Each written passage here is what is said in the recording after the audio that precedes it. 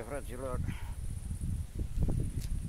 Uitați, așa se formează o tornadă. Uitați acolo o pâlnie, încă o pâlnie. Deci este mega tornadă. Deci aici este punctul culminant al tornadei. Uitați-vă cum se formează pâlnia de tornadă. Cred că este prima tornadă anul ăsta.